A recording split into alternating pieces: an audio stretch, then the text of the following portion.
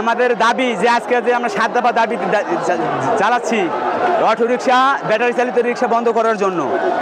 এই ব্যাটারি চালিত রিক্সা আমাদের ইনকাম ওরা নিয়ে যায়, আমরা ঠিকমতো ভাড়া পাই না। যাত্রী যদি পাই তাই ওনারা আসি ব্যাটারি গাড়ি নিয়ে চলে যায়, অথচ আমরা ভাড়া পাই না।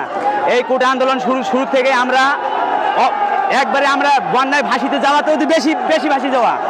বন্যাতে যে মানুষ ভাসিয়ে গেছে তারা তো দুই এক দিনের জন্য ভাসিয়েছে। আমরা আজকে দীর্ঘ আন্দোলন থেকে শুরু করে এখন পর্যন্ত আমরা ভাসতেছি বাল বাচ্চা নিয়ে, সঠিক মতন ভত্তা খাইতে পারতেছি না।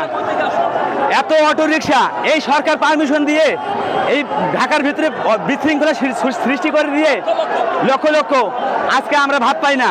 অটো রিক্সাওয়ালারাই সমস্ত ভাড়া নিয়ে চলে যায়। কেন? এই সরকারের তো পারমিশন দিয়ে গেছে। আমরা ওই সরকারের নিয়ম নীতি কোনোটাই মানবই না।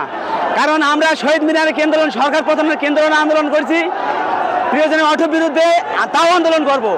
আমাদের দাবি যদি মানি না নেও আমরা রাজপথ ছাড়বো না, আবারও রাজপথে নেমে যাব।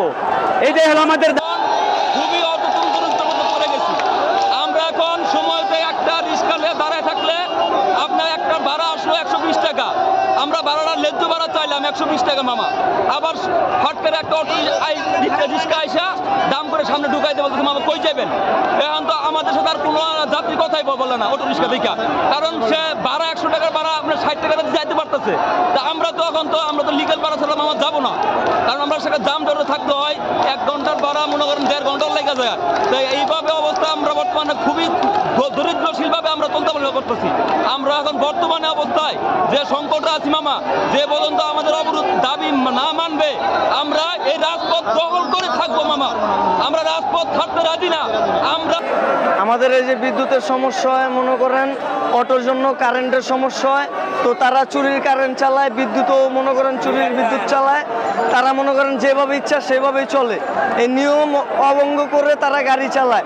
রাস্তাঘাটে ঢাকা শহরে তারা যেভাবে গাড়ি চালায় তাদের গাড়ি চালানো হয় না।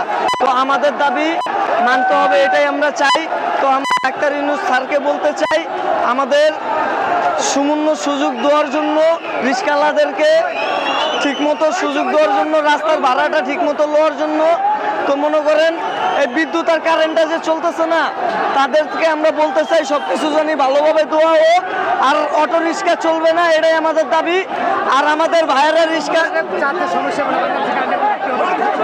আরে বাংলাদেশে এই মনে করেন কারেন্টের যত কষ্ট আছে, পানি,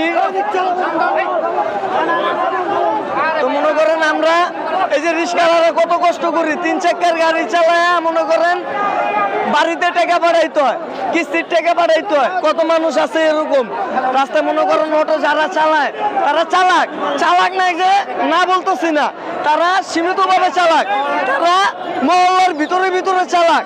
তারা যে এই রাস্তার ভিতরে ভাবে চালায়, একটা অ্যাক্সিডেন্ট হয়, রিক্সা আলাদা ভাড়া মাইরা দেয়। আর আমরা একটাই কথা বলতে চাই, বিদ্যুতের জন্য আর হলো কারেন্টের জন্য আমাদের দাবিটা মাইনা নিলে আমরা ডাক্তার ইউনূস স্যারের কাছে অনেক কৃতজ্ঞ থাকবো। এটাই আমাদের দাবি।